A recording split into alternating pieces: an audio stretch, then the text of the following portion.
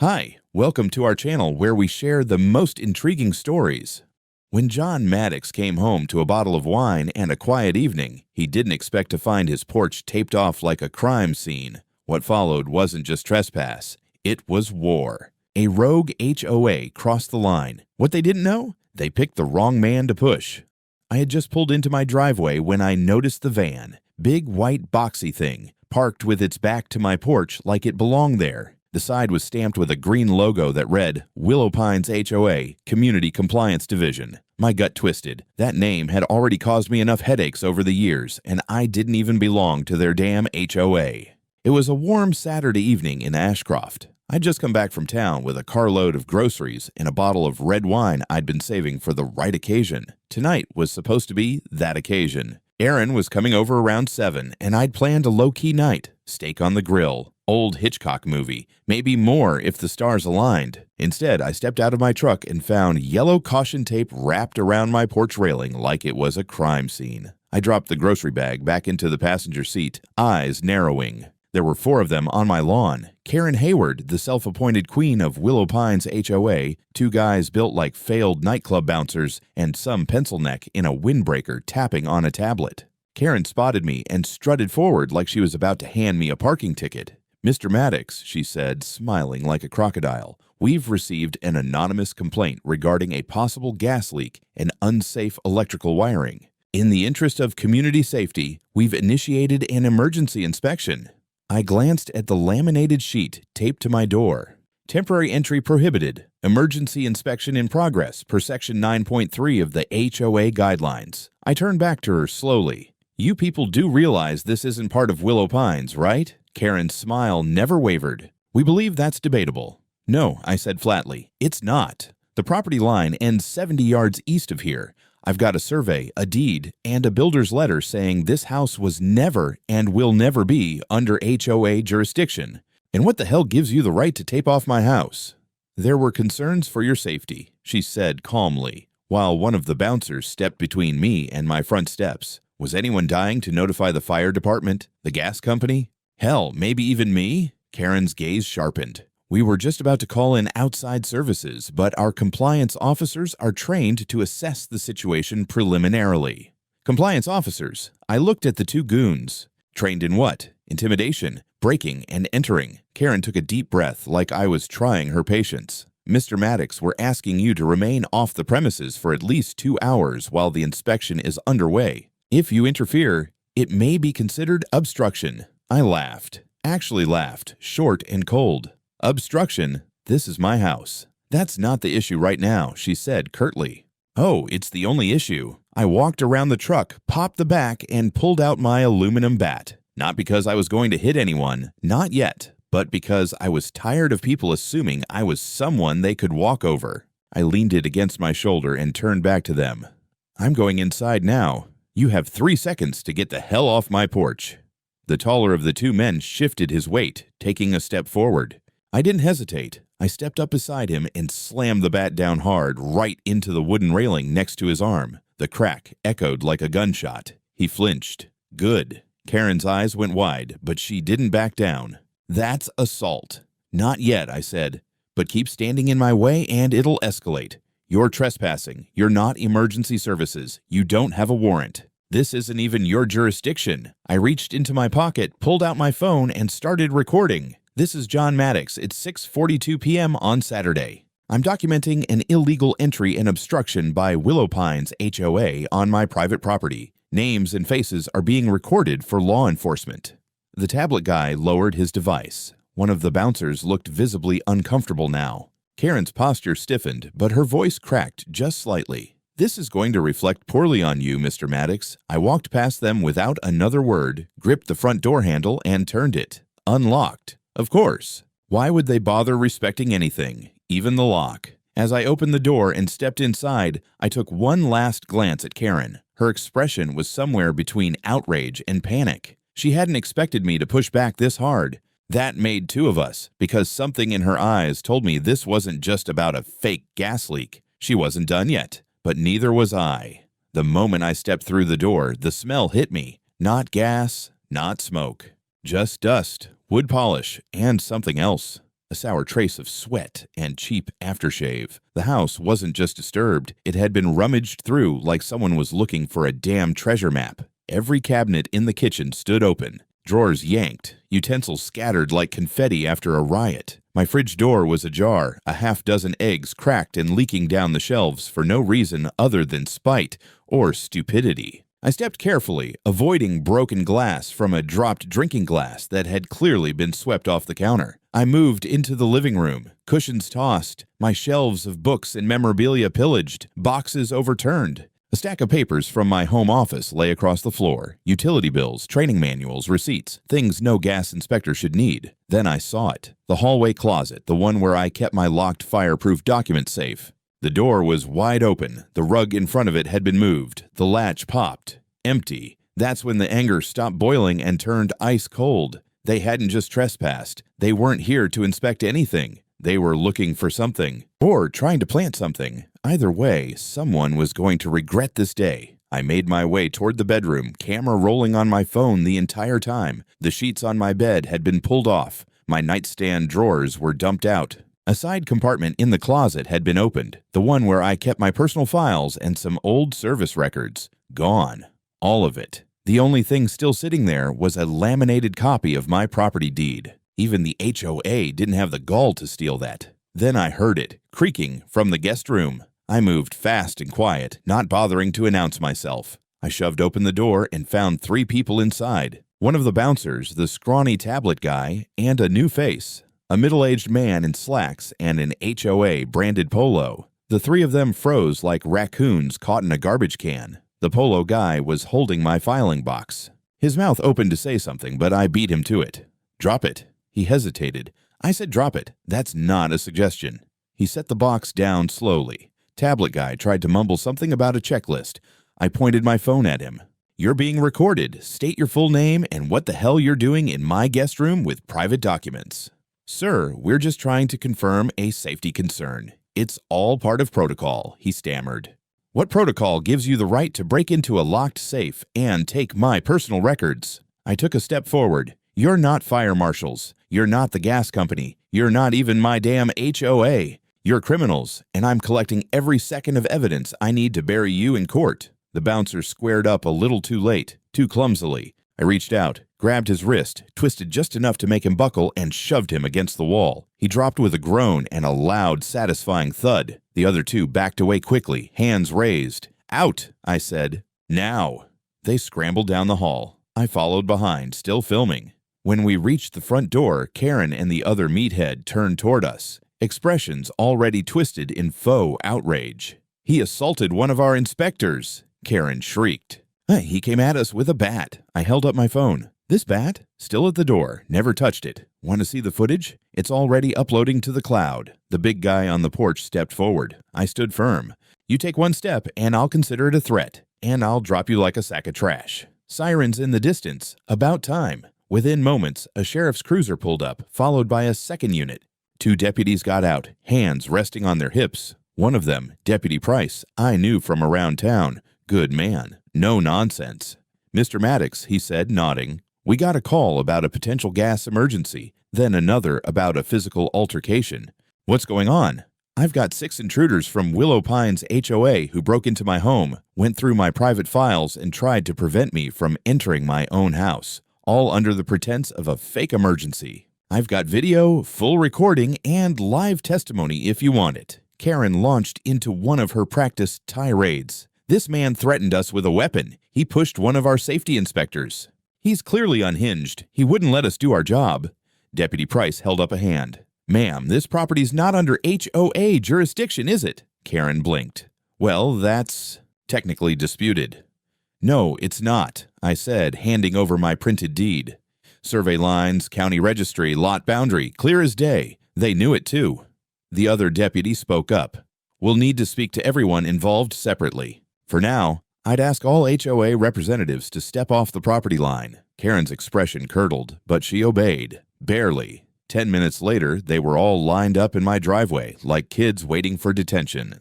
I stood under my porch light, arms crossed, watching them sweat. The guy I'd dropped was holding his shoulder. Good. Karen was pacing like a caged animal. She knew something had gone sideways. Maybe it was the cameras. Maybe it was the fact that I hadn't exploded in rage but instead built a case, one move at a time. They'd stepped into the wrong house tonight. The next morning started with the sharp knock of a gloved hand on my front door. I was already up. Didn't sleep worth a damn. Spent most of the night reviewing footage, organizing files, backing everything up onto multiple drives, just in case someone at Willow Pines got creative again. When I opened the door, a uniformed officer handed me a sealed envelope and a clipboard. "Mr. Maddox, this is an official notice from the Sheriff's Department. You're listed as the primary complainant in an ongoing investigation into unlawful entry and property interference. We'll need your cooperation in submitting full evidence files." "Already prepared," I said, stepping aside and handing him a flash drive. Every second from the moment I pulled into the driveway. The officer nodded, thanked me, and left without much else to say. That was fine. I had a lot to do, and not just in the legal department. My next stop was my attorney, Chase Brinker, ex-prosecutor, now one of the sharpest civil litigation sharks in the county. We met in his office by noon. He'd already read the report from the deputy who took my statement the night before. "This is beyond trespassing," Chase said, scrolling through my security footage. "If we can show they tampered with documents or attempted to steal from your safe, this could be criminal conspiracy. And if they fabricated that gas leak complaint—" "They did," I said. "I checked with the utility company this morning. No reports filed, nothing even flagged from this address. Zero." He nodded slowly, and his eyes lit up like a man staring at a blood trail. "Then let's play offense." By late afternoon, Chase had drafted formal complaints against Karen Hayward and two individuals identified from my footage. We filed civil suits for unlawful entry, destruction of property, attempted theft, and harassment. Chase also submitted a criminal referral to the county DA's office, citing video evidence of illegal forced access. But that wasn't all. I had also made a few calls of my own, contacts I kept from my time in the service, and later when I consulted for high-level security firms. A friend at the zoning office confirmed that Karen had filed a Community Safety Initiative report just 2 days earlier, claiming that my home sat on a disputed boundary line between Willow Pines and unincorporated Ashcroft. Total fabrication, but it had been enough to open a back door into my property using a clause meant for vacant or abandoned properties. She filed this report as if no one lived here, the zoning clerk told me. Said the house was unattended, possibly foreclosed. I almost laughed. I'd paid off this place in full 3 years ago. I had no mortgage, no liens, and definitely no HOA affiliation. Digging deeper, I found something worse. Karen had done this before. A retired couple in the adjacent neighborhood, the Reeds, had told me about her compliance patrols months ago, unannounced inspections where she'd send people onto porches, peek in windows, snap photos. Most residents were too polite or too afraid to confront her. Some even believed they had to comply. And now she'd tried to bring that same authoritarian rot to my property. Only difference was I had teeth, and I knew how to bite back. By evening, a reporter from the Ashcroft Sentinel was on my lawn with a camera crew. I didn't call them. Apparently, someone on the sheriff's staff leaked that an HOA president was under investigation for unlawful home entry. When they asked for a statement, I gave them one. Calm, precise. This is a matter of private property, unlawful authority, and the deliberate abuse of community guidelines to target individuals who don't fall in line. I don't belong to their HOA. I never have, and I won't allow my home to be treated like it's part of their playground. The segment aired that night. 15 minutes of pure fire. Karen's face blurred on screen. Footage of her pacing like a lunatic while deputies took statements. The HOA declined to comment, which was smart because by the next morning, my inbox was flooded with messages from neighbors, nearby homeowners, even people from other counties. Some were angry, most were supportive, a few were scared. One message stood out. It was from a man named Ray Dolan, used to work security for Willow Pines until he quit last year. His email was brief. "I don't know if you remember me, but I was one of the guards Karen wanted to assign to compliance raids. You're not the first. But you might be the first with the guts to fight. If you need testimony, I'm willing." I responded immediately. We scheduled a call. The deeper this went, the more obvious it became. This wasn't just a personal grudge. This was Karen building her own little empire, using fear, fake authority, and unlicensed muscle to control anything she could see through a pair of binoculars. But her reach had just outpaced her protection. because now she'd done it to the wrong man. 3 days passed. Not a knock, not a word, not a single HOA vehicle parked on my street. It was almost eerie, like that part in a war movie where both sides go quiet right before the shelling starts. Then, on Thursday morning, the shelling started. I was sipping coffee on the back patio, thinking, for once, not about Karen, when I heard a rumble out front. A red truck pulled up, followed by a fire marshal vehicle and a cruiser from the Ashcroft Police Department. I stood up slowly, watching through the slats of my privacy fence. Another gas leak? Or had Karen leveled up to a full-scale emergency? The fire marshal approached my porch and knocked. I met him halfway. "Morning," I said evenly. "Something wrong?" He looked surprised. "You live here?" "Sure do." He scratched his head and flipped through a clipboard. Dispatch said this address was flagged for emergency response. Caller claimed strong smell of propane, possible risk of ignition. I crossed my arms. Funny, just brewed coffee and fried bacon 20 minutes ago. No propane in sight. A younger firefighter stepped up, sniffed, then shook his head. Doesn't smell like anything but a clean porch and a wet lawn. I invited them in. All of them.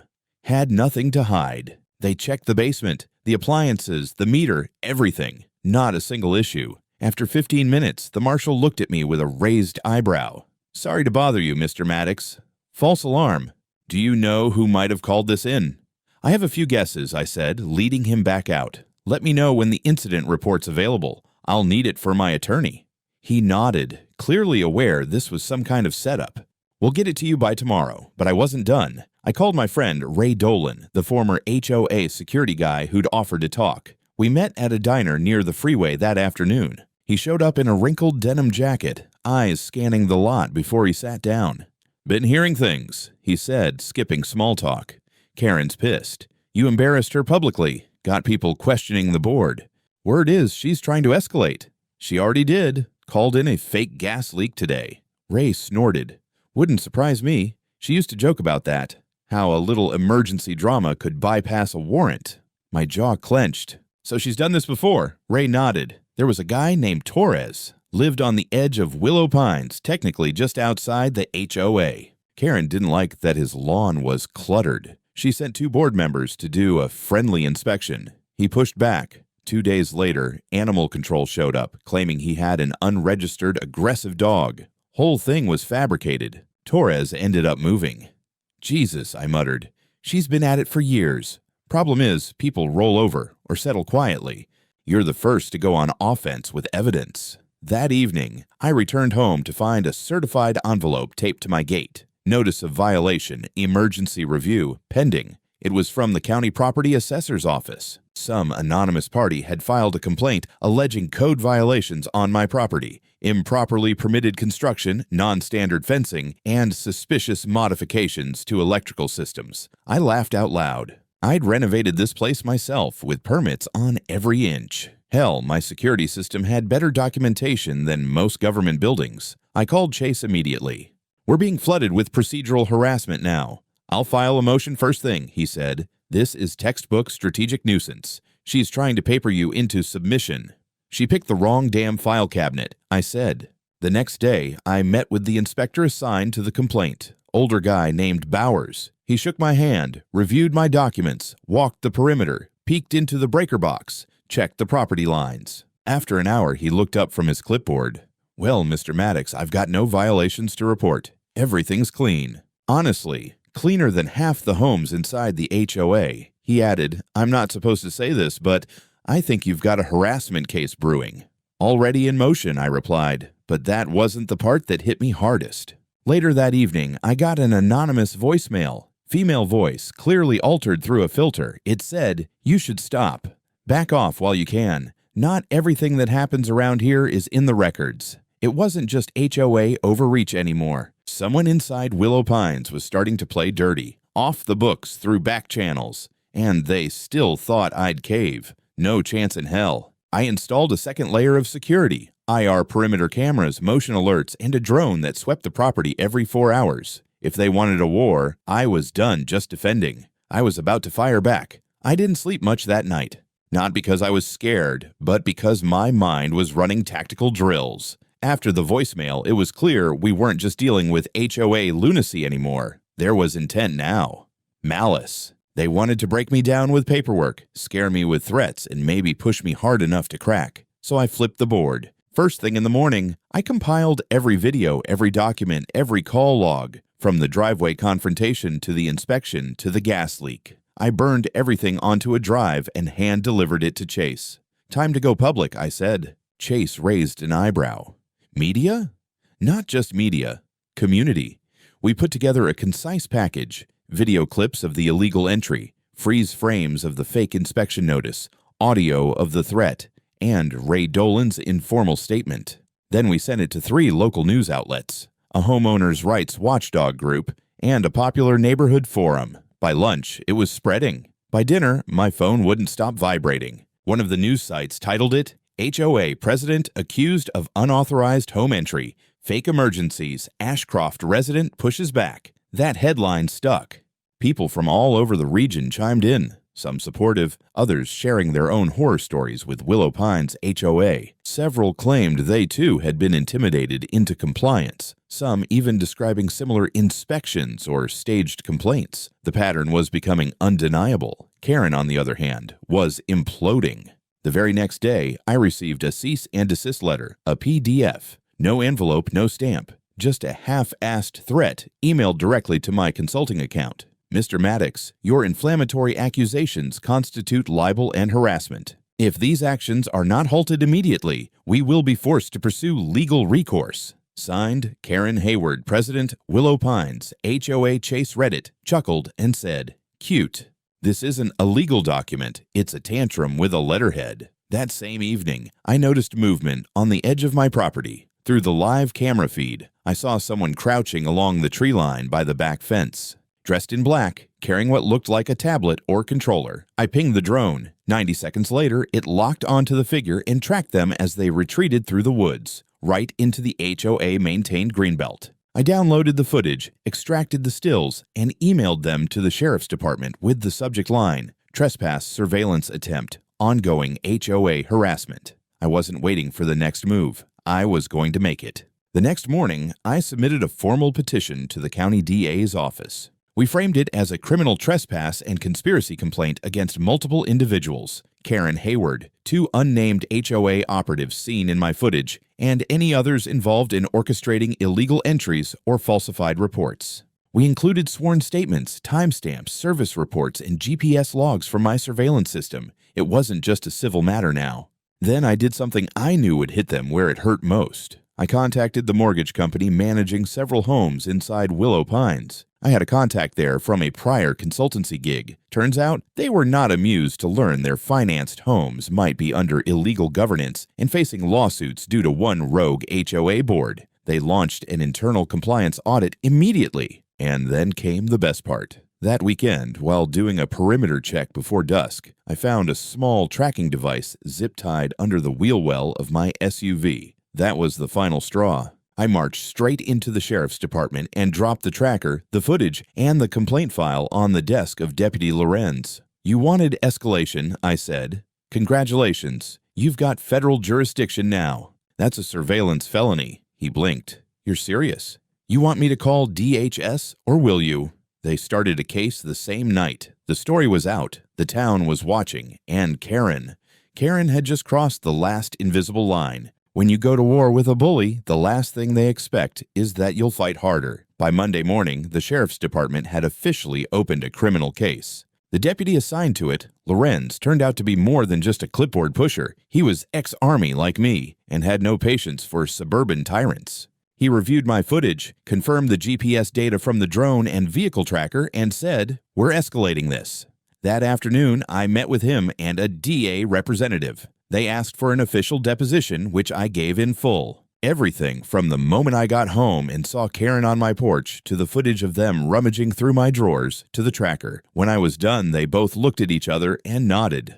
"You realize this could trigger arrests," the DA rep said. "I'm counting on it," I replied. Meanwhile, word had gotten around town. The local news had done a follow-up report. They actually showed the footage of me confronting the HOA on my porch. They blurred the faces, but Karen's posture and voice were unmistakable. The comments section exploded. People were furious. Residents of Willow Pines started questioning their dues, their safety, and, most of all, Karen's authority. That's when it started unraveling. The first defection came from inside. A member of the HOA board, Jeff Tompkins, the treasurer, contacted my lawyer through a proxy. He wanted to talk. He said he had information. He was scared, but also pissed. Karen had steamrolled him too many times, threatened him with replacement, and apparently used HOA funds without full board consent. We arranged a quiet meeting in the back room of a cafe off Main Street. No phones, no recorders, just notes. Jeff confirmed. The inspection was never formally approved. Karen faked a board vote by forging minutes. The security guys weren't contractors. They were friends of her nephew, paid in cash. She used HOA discretionary funds to rent the van and buy inspection materials.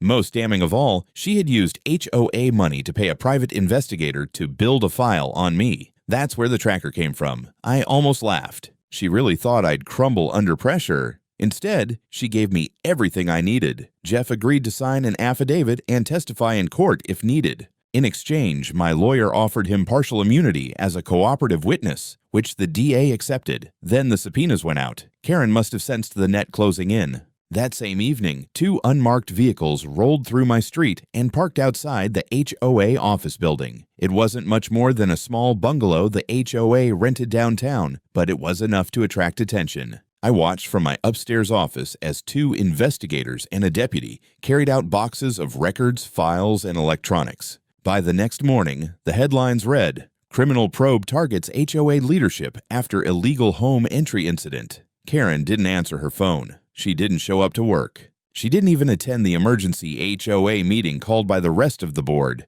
but that didn't mean she was done. At midnight, my outdoor camera pinged again. Someone had approached my front porch, alone, hood up, trying to stay low. I turned on the floodlights through the app and saw her, Karen. She froze under the light like a raccoon. Then, in full view of the camera, she pulled a folded sheet of paper from her pocket and shoved it in the crack of my front door before darting off. I retrieved the note with gloves. It was handwritten in cursive, erratic, and smudged. "You've ruined everything. You have no idea what I'm capable of. This isn't over." No name, no signature, just venom on paper. I smiled grimly and slid the note into a Ziploc bag. Evidence.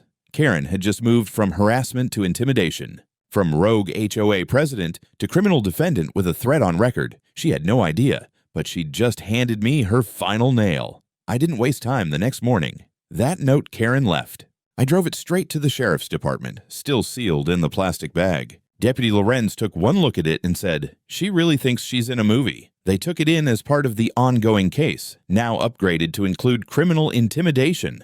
Combined with the trespassing, illegal surveillance, misuse of HOA funds, and unlawful entry, it was stacking up fast. But I wasn't done. The media heat brought unexpected allies. A state senator's office reached out through my lawyer. They'd been tracking HOA abuse complaints statewide and wanted to review the Willow Pines case. That opened doors I didn't know existed. Meanwhile, I received a surprise knock at the door. Not from law enforcement, but from Karen's own neighbor, a middle-aged woman named Gwen Ellison. She looked nervous.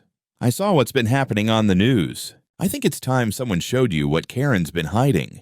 She brought over a box of HOA flyers, memos, and handwritten notes Karen had mistakenly slid under her door during one of her manic distributions. Some were petty complaints about fence heights and garbage bins, but others were more serious. One memo, dated months back, included a list of houses to be brought into compliance, including my address in red ink. Even though I was never under HOA jurisdiction, Karen had literally built a list of targets, and I was at the top. I sent everything to Chase and to the DA's office. By now, the investigation had expanded. The DA confirmed they were digging into wire fraud and misappropriation of funds, since HOA money had been used to pay for non-sanctioned activities. Then came the unsealed warrants. On Thursday afternoon, I got a call from Chase. His voice was calm, but I could feel the satisfaction in it. They got her. She's in cuffs.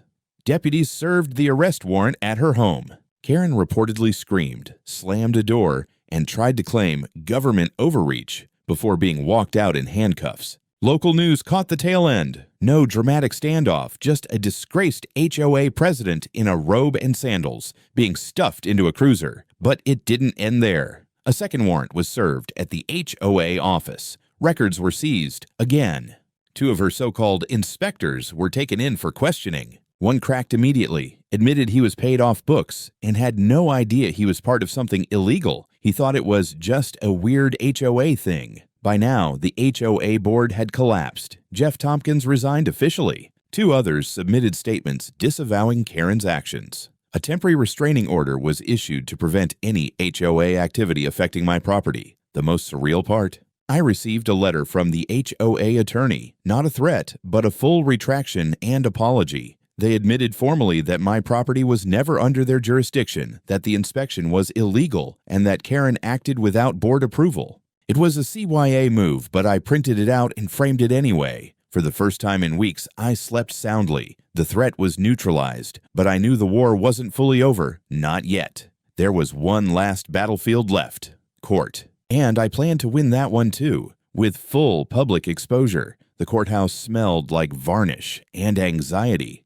It was early May when the trial began. The courtroom was packed. Residents from Willow Pines, journalists, HOA critics, even a few quiet federal observers. The case had grown beyond Karen's little tantrum. It was now a symbol of something much bigger. What happens when unchecked authority tries to steamroll private citizens? I sat at the plaintiff's table in a dark suit next to Chase, who was calm as ever. Karen sat across the room, pale and drawn, in a gray blazer that did nothing to disguise her complete unraveling. No smugness, no glare, just a woman who finally realized the walls were closing in. The prosecution didn't hold back. They presented video evidence. Her blocking my entry, the illegal search, the security thugs in my living room, the planted tracker. Jeff Tompkins testified, shaky but firm. Gwen followed, confirming the memo with my address targeted. Even one of the fake inspectors confessed under oath he'd been told by Karen that I was a danger to community order and would be dealt with. Karen's defense tried to paint her as overzealous but well-intentioned. They claimed she genuinely believed there was a gas leak, but under cross-examination, she crumbled. The prosecutor pulled out the HOA handbook, asked where it said she had authority over my property. She stammered. When asked why she never called emergency services for the alleged gas leak, she tried to pivot to internal guidelines. The judge stopped her cold. "This is not North Korea, Ms. Hayward. You do not get to invent jurisdiction." When my turn came, I didn't give them drama, just facts. I walked through what I saw, what I recorded, what I felt, coming home to find strangers violating my space under a false flag of authority. I showed the security footage, the text of her note, the data from the tracker. I told them what it meant to be a veteran, trained to protect others, now standing helpless in my own driveway while someone else dictated whether I could enter my home. There was silence when I finished. The trial lasted 3 days. The jury deliberated for just under 4 hours. Verdict: guilty on all counts. Karen Hayward was sentenced to 13 years in state prison for criminal trespass, conspiracy to commit burglary, unlawful surveillance, intimidation, document falsification, and abuse of authority. Her accomplices received 6 to 9 years each, with one given probation due to full cooperation. The HOA was dissolved by emergency vote. The neighborhood association was restructured under the supervision of a third-party legal firm. Residents were given direct oversight rights and the ability to veto any future board action. The state opened an inquiry into several other HOAs using similar tactics. Karen, ironically, became the poster child for overreach. But I wasn't done. Using the judgment, Chase filed a civil damages lawsuit. We settled out of court for a figure I won't name, but let's just say I could now renovate my entire home, install a full security suite, and still have enough left over to build a second property if I wanted to. Instead, I built a covered deck with a fire pit overlooking the yard, the same yard that HOA once tried to declare in their purview. I also commissioned a custom sign for the porch. It read, "Private property, not yours, not your business, and never yours to control." Below it, in small engraved letters, "Dedicated to the woman who forgot the Constitution still means something." That sign gets a lot of photos. People smile when they see it. Tourists have even started stopping by. But no one steps over the line anymore. Not after what happened. Not after Karen.